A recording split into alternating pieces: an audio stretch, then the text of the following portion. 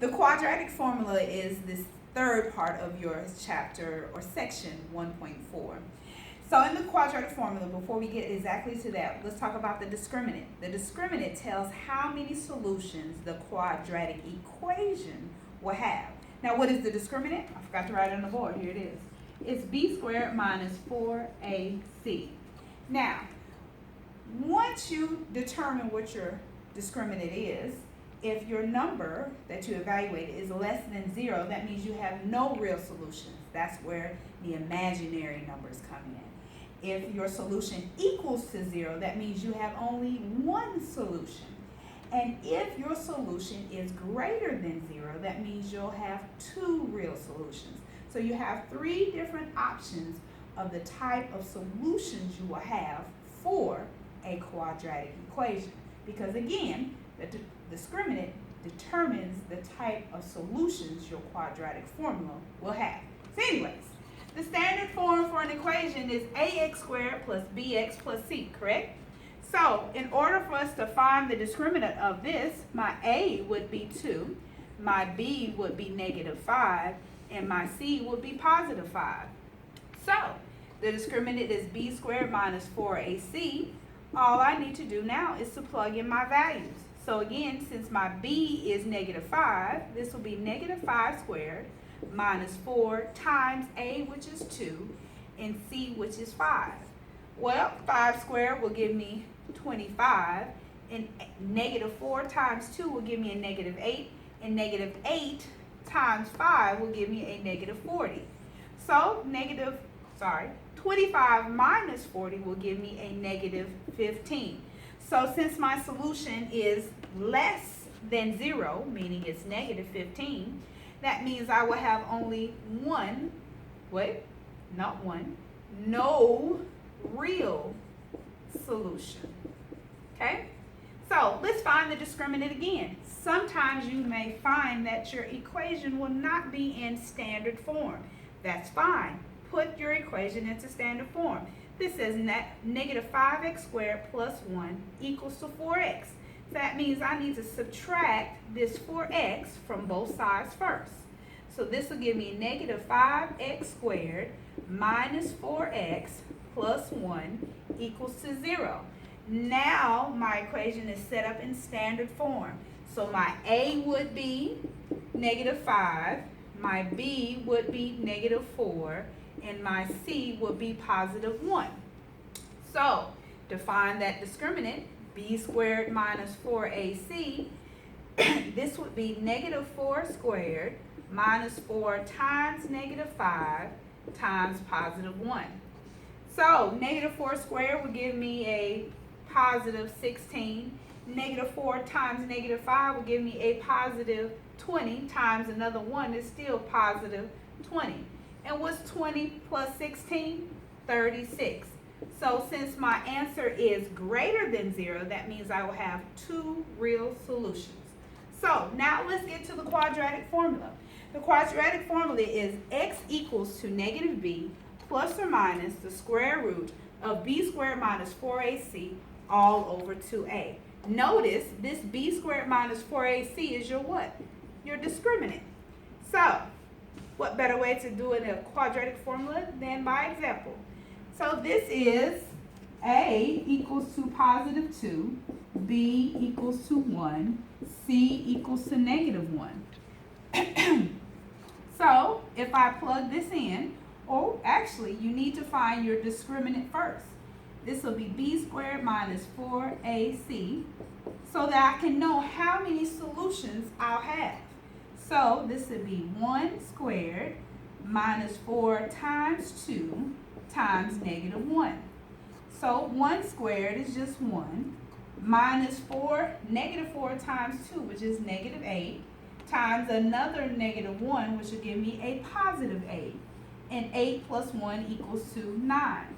So since my discriminant is a +9, I know that my solution will have two answers. So let's plug it into the quadratic formula.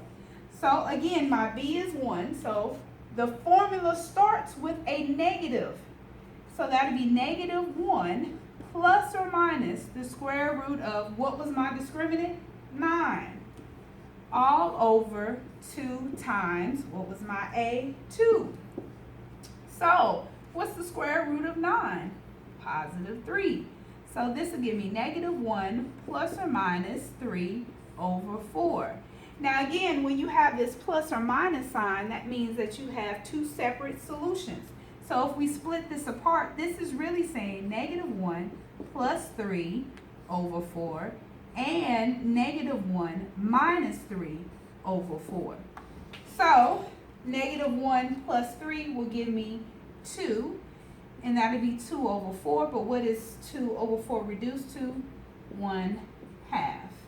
The next one, I have negative 1 minus 3, which would give me a negative 4. And negative 4 over 4, what does that reduce to? That reduces to negative 1. So my answers are 1/2 and negative 1. Last example. So A here is, wait a minute, Miss Parker, it's not in standard form. So in order for it to be in standard form, I need to be in what?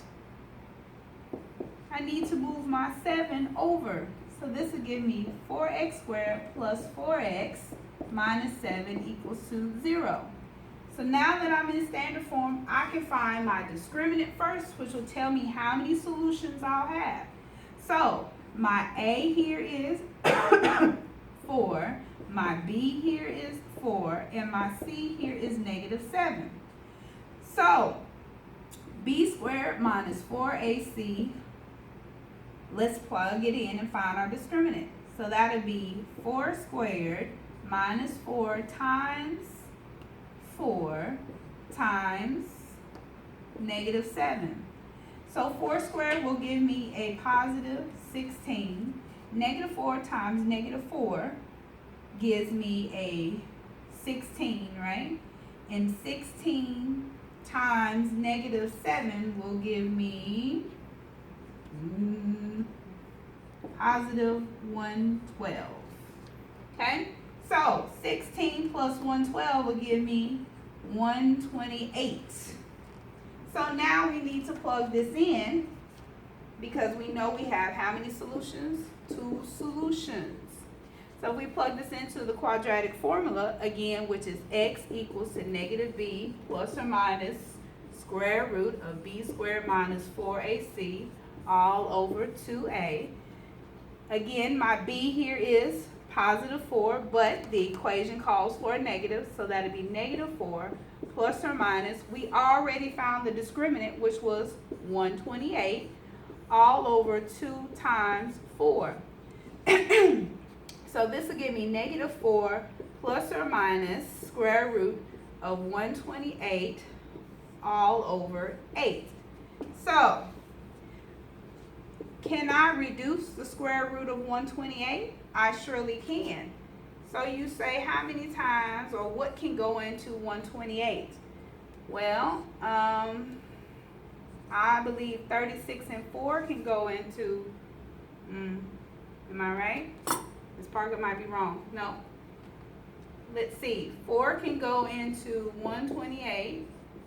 How many times? Let's see. 3. And then 4 goes into 8. Not 6. Jesus Louise. 2 times. So that'd be 32 and 4. 32 breaks down to be 16 and 2 and 4. So we can take the square root of the 16, which is 4, and we can take the square root of the 4, which is 2, and we're left with the square root of 2. So 4 times 2, which will give me 8. So, got to erase something here, so I might as well be this. So this will end up being negative 4 plus or minus 8 square root 2 all over 8. So, you believe that's your final answer? No, you can reduce. 4, 8, and 8 all have somebody in common. It's called a what? A 4. So 4 can go into itself a negative 1 time, and 4 can go into 8 2 times, and 4 can go into this 8 2 times. And then this is my final solution. Be prepared for a quiz tomorrow. Bye.